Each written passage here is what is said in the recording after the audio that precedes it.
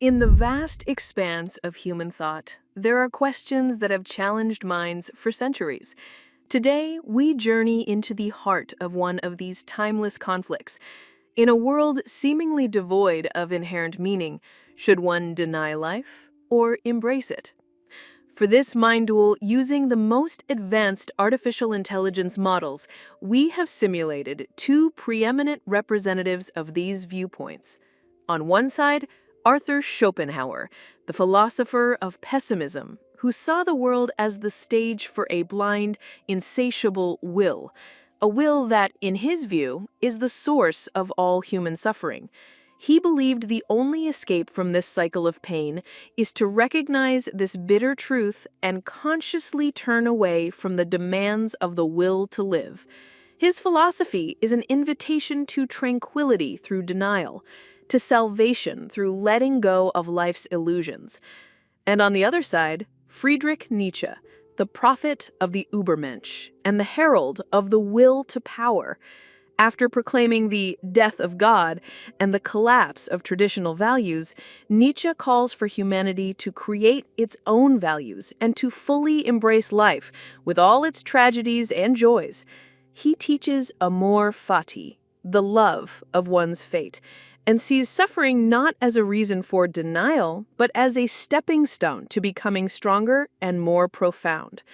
These two titans of thought will face each other in this debate, and the jury for this complex discussion consists of 5 advanced artificial intelligence models. These 5 models will analyze and score the arguments based on 10 precise criteria. We ask each thinker to lay the cornerstone of their philosophy for us in an opening statement. Mr. Schopenhauer, you have the floor. The world, as it appears to us, is mere representation, a phenomenon behind which lies a bitter and undeniable truth, the will.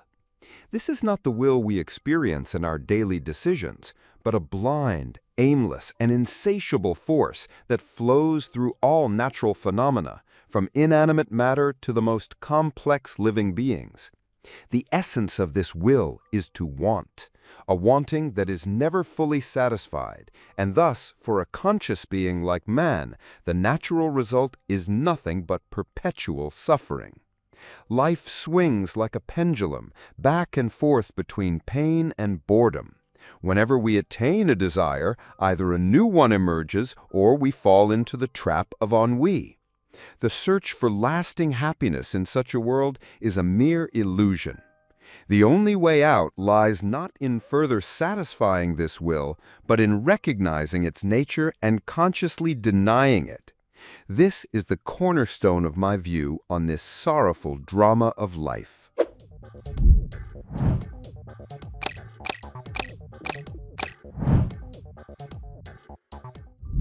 Thank you, Mr. Schopenhauer. Mr. Nietzsche, it is your turn. My former teacher, Schopenhauer, has presented a world where suffering has the final word. I, too, agree that the old values have collapsed and that God is dead. But this is not the end of the story. It is a new beginning. This initial meaninglessness, this apparent abyss, is not an invitation to surrender and denial, but a canvas for creation. If the world has no preordained meaning, then it is our formidable task as humans to create meaning for it. The will to power. That is the essence of life. Not the blind, aimless will of Schopenhauer, but a driving, creative, and life-enhancing force that pulses in every living thing to grow, to overcome, and to flourish. Yes, life is intertwined with suffering, but suffering is not a sign of sickness. It is a necessary condition for strength. One must embrace life with all its ups and downs, all its joys and tragedies. This is amor fati, the love of fate. We are here not to flee from life, but to become the Übermensch, the creators of new values.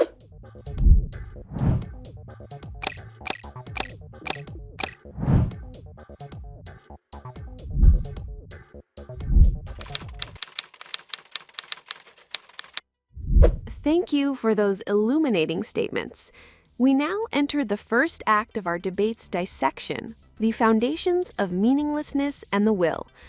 Mr. Schopenhauer, you described the will as a blind and suffering-inducing force. Could you please elaborate on what this will is precisely, and how it helps us understand the fundamental meaninglessness and suffering in life? The will, as I intended, is the Kantian thing in itself, not as something unknowable, but as the inner, true essence of all phenomena. It is a blind, irrational striving for existence and life, a primal drive that manifests itself at the lowest levels of nature as physical forces, and at the highest level, in man, as desires, passions, and the endless effort to satisfy wants. This will is inherently without an ultimate goal or transcendent meaning. It simply wills and wills. And because every satisfaction is temporary, immediately giving way to a new desire or to boredom, the natural result for a conscious being like man is nothing but continuous suffering. This suffering is not accidental, but intrinsic to the structure of existence. Meaninglessness stems from this very source, the ceaseless striving for something that is never meant to bring lasting contentment. We are puppets of this blind will.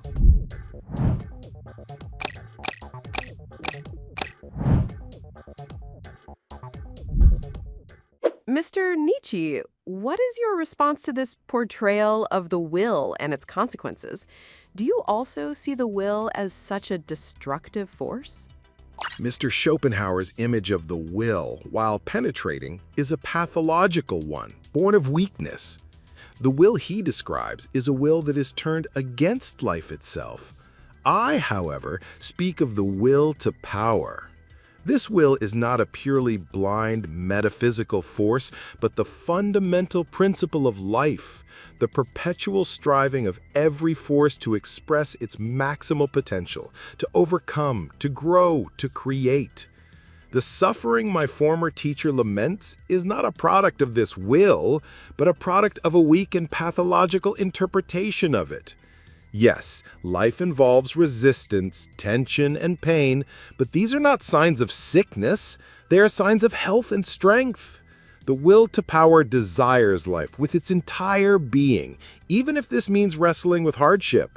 The abyss of meaninglessness opens up when this will is suppressed, not when it is given free rein.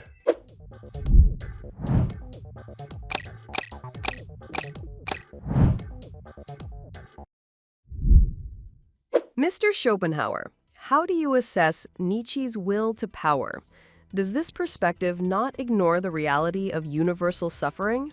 Mr. Nietzsche's will to power is, at best, a poetic justification for the very same blind force I speak of, but with a deceptive veneer. Call it what you will, the result is the same, endless and often futile striving. He speaks of suffering as a sign of health. Are the starving, the terminally ill, or the countless victims of wars and natural disasters all signs of health and power? This view demonstrates a disregard for the harsh and widespread reality of suffering in the world. Human history is clear testimony that the will in any form has caused more destruction and pain than the creativity and enhancement he imagines. Civilizations rise and fall. People chase goals that, upon being reached, reveal their own emptiness. This alleged power often comes at the cost of trampling others and destroying oneself.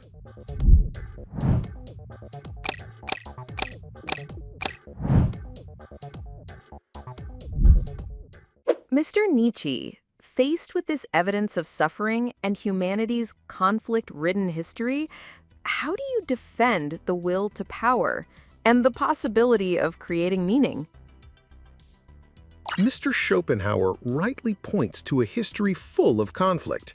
But what are these conflicts, these wars, these risings and fallings, if not the manifestation of this very will to become and to overcome? The issue is not the will itself, but its quality and direction. I do not deny suffering. I affirm it as part of the price of greatness. Yes, history is full of examples where the will has acted in a crude and destructive manner. But history is also filled with great individuals who, from the heart of this same suffering, created new values, overcame their own weaknesses, and opened new horizons for humanity. They are the manifestation of the will to power in its highest form. You speak of the starving. Is the answer to sit idly by and surrender to a blind will, or to strive to overcome nature and create better conditions? That striving is a form of the will to power. Meaninglessness prevails when man shirks this challenge, not when he confronts it with courage. This act has shown that one's view of the will can be the start of despair or the source of hope and creation.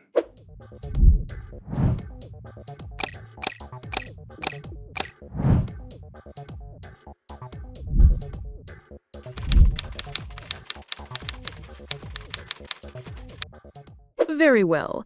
Let us move from the theoretical foundations of will and meaninglessness to their practical manifestations. Mr. Nietzsche, if the world lacks inherent meaning and traditional values have collapsed, how should one confront the reality of suffering, and on what basis can a new ethical system and new values be built? A precise question. One confronts suffering not by denying it, but by affirming it as an inseparable part of life. Suffering is the test for strong spirits. He who flees from suffering flees from life itself.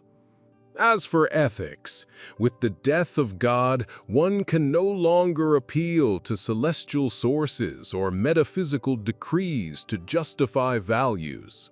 Man himself must become a creator of values.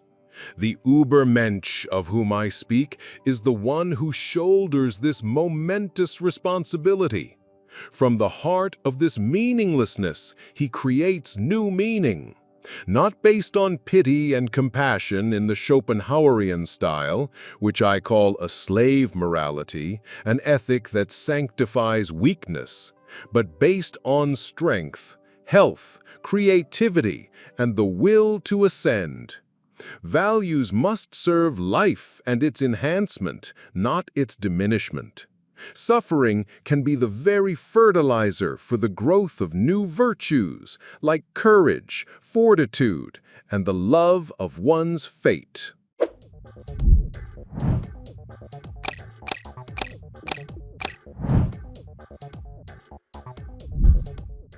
Mr. Schopenhauer, this praise of power and individual value creation, would it not lead to a form of amorality or indifference to the suffering of others? What is your practical solution for confronting suffering? The praise of power, in the manner Mr. Nietzsche suggests, is not only dangerous, it ultimately leads to the justification of tyranny and cruelty. History is filled with self-proclaimed Übermenschen who, in the name of creating new values, have led societies to ruin and bloodshed. If every individual imposes their own values upon others, the result is chaos and endless conflict. My solution lies at the opposite pole, the recognition of the fundamental unity of all beings behind the veil of phenomena, and the understanding that the same single will flows through all, and that the suffering of all stems from one source, leads to the only true virtue, compassion, Mitleid. This compassion arises not from weakness, but from a deep insight into the nature of being. In confronting suffering, there are three paths of temporary escape or solace. First, the aesthetic experience of art, which frees us from the clutches of the will. Second, active compassion and helping our fellow humans to lessen their burden of suffering.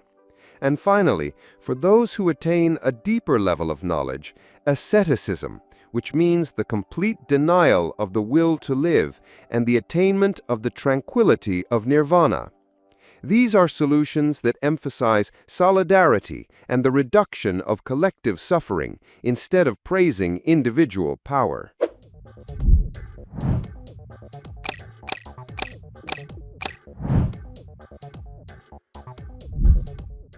Mr. Nietzsche, you mentioned slave morality in your critique of views like compassion.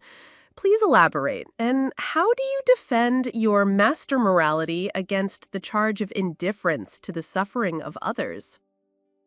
The slave morality I speak of is born from the resentment of the weak toward the strong. It sanctifies virtues like humility, obedience, and sympathy for the suffering, not due to their intrinsic worth, but as tools to restrain and pull down the powerful. It is a life-negating ethic that seeks comfort and peace in weakness. In contrast, master morality, the morality of the noble, is the ethic of those who say yes to life. They create values from within themselves, based on a feeling of power, health, and abundance. This does not mean indifference to others, but it does mean prioritizing one's own growth and enhancement, and that of those capable of such growth.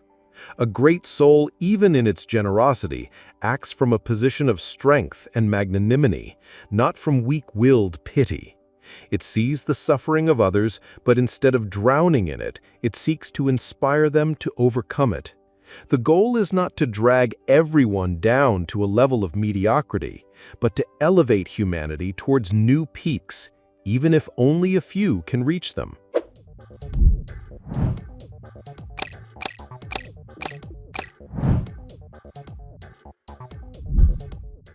Mr. Schopenhauer, given your emphasis on the universality of suffering, could Nietzsche's solution for the few not mean ignoring the majority of mankind and exacerbating inequality?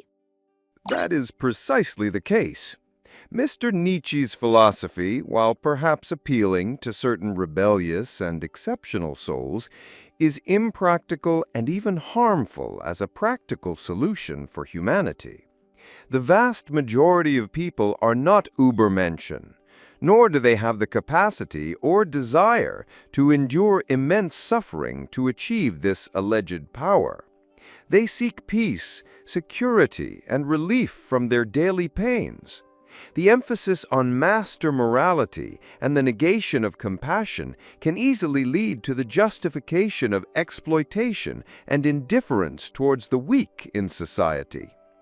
History has repeatedly shown that power without compassion rapidly degenerates into tyranny and destruction.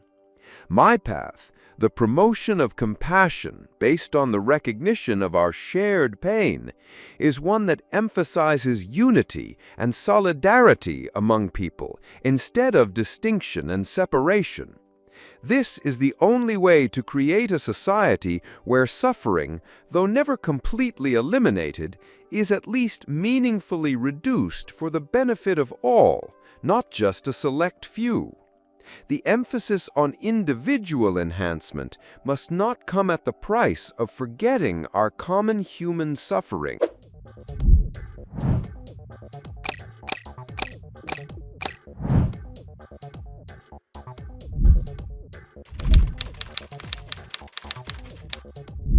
We arrive at the final act of our debate's dissection, consequences and outlook. Mr. Schopenhauer, if your worldview were to be widely accepted and humanity were to live by the denial of the will and the promotion of compassion, what would your ideal society look like, and what challenges might it face? A society founded upon a deep understanding of the nature of the will and the fundamental suffering of existence would be one where the endless, feverish pursuit of power, wealth, and fleeting pleasures has given way to tranquility, self-restraint, and universal compassion. In such a society, destructive competition would be minimized, as people would have understood that we are all partners in a shared suffering and that individual interest lies in the reduction of collective pain. Art and music would hold a high place, not as entertainment, but as a path to transcendence and temporary escape from the will's dominion. The emphasis of education would not be on training efficient cogs for the production machine, but on cultivating individuals with insight and hearts full of empathy. But there would be challenges. Perhaps the greatest challenge would be confronting boredom or ennui, the same boredom that might cast its shadow over society once intense desires have subsided. Furthermore, the dynamism and innovation that spring from individual ambition and competition might decline. But one must ask, is this too high a price for a more peaceful, just society with less suffering? The ultimate goal is not to build an earthly paradise full of endless excitement, but to reach a kind of collective nirvana, a state of deep tranquility achieved through the intelligent denial of the will. In such a society, man is no longer a slave to his desires, but a master of himself, a master who rules not over others, but over his own inner world.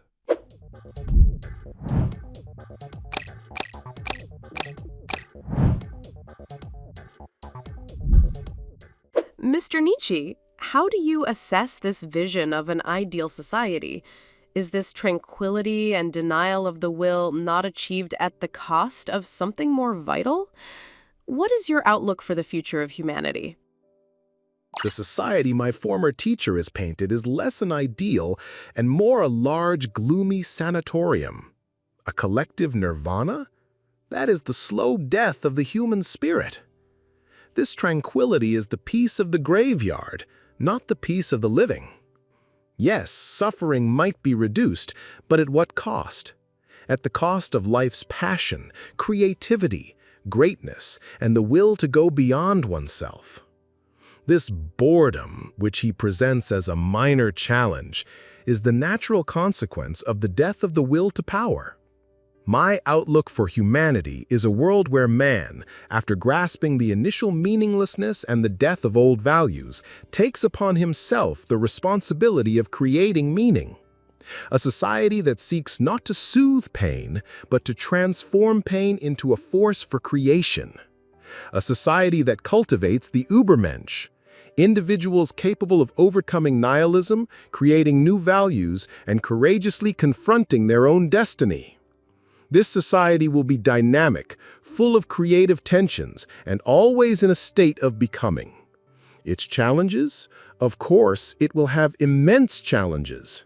The danger of falling into rampant egoism, the risk of forgetting the weak. But these risks must be consciously accepted and managed, not used as an excuse to erase the problem itself, which is to say, life and power.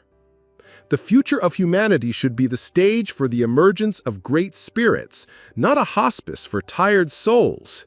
We need peaks, even if the climb is difficult and dangerous. This is the true meaning of saying yes to life.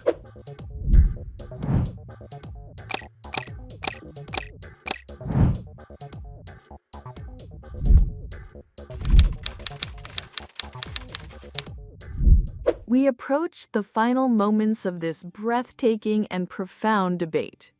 We ask both great thinkers to deliver their final words, addressed to history and to our audience. Mr. Schopenhauer, you may begin. In this arena of thought, I have endeavored to lift the deceptive veil from the face of life and to reveal its fundamental truth, the suffering born from an insatiable will. My goal was not to inspire despair, but to invite you to a liberating knowledge. If life is, in its essence, meaningless and painful, then the wisest course is not to struggle more within this vortex, but to find paths to solace and transcendence. Art, compassion, and finally, the conscious denial of this blind will are pathways to a peace that this tumultuous world denies us. The future I envision for humanity is one where empathy replaces egoism, and meaningful silence replaces the hollow noise of desire. Perhaps this is not the path for everyone, but for those with ears to hear and a heart to understand, it is the only true path to salvation. Not salvation in another world, but tranquility in this one by renouncing it. This is my message to you. In this knowledge, find your peace.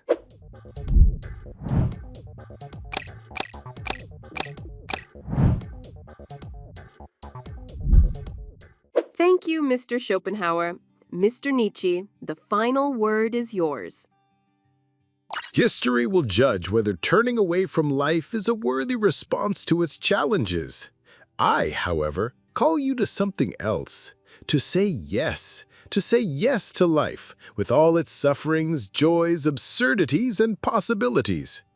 God is dead, and this means man is free to become the creator of his own values, the poet of his own life's meaning.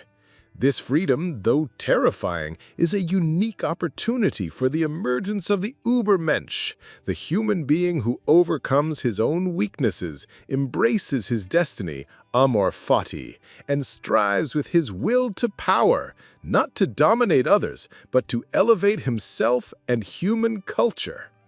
My philosophy is not one of weakness and surrender. It is a philosophy of strength, courage, and creation. I ask you to step out of the shadows, to flee the deceptive comfort of nihilism, and to live with your entire being. Dance, create, and do not be afraid to live dangerously.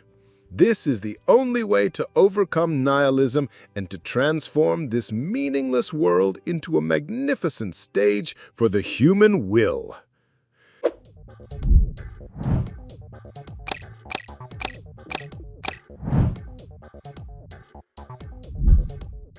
A truly historic debate, filled with profound insights.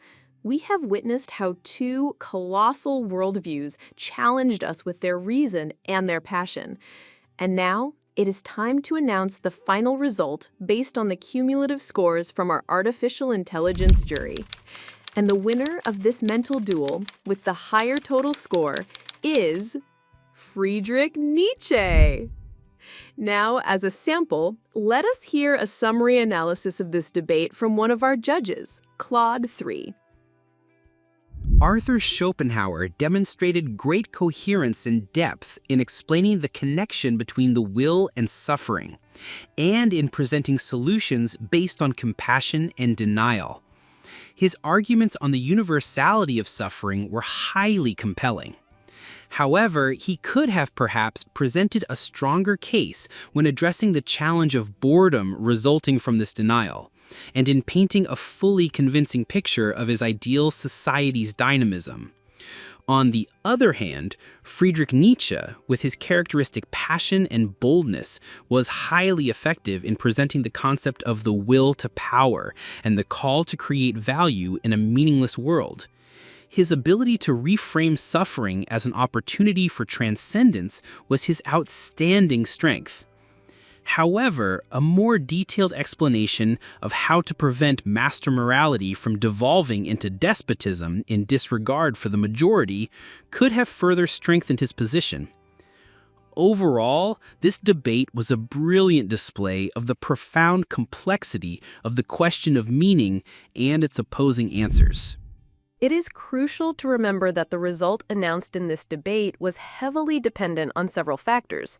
First, the AI models we use to simulate these two thinkers and the definitions we assign to them.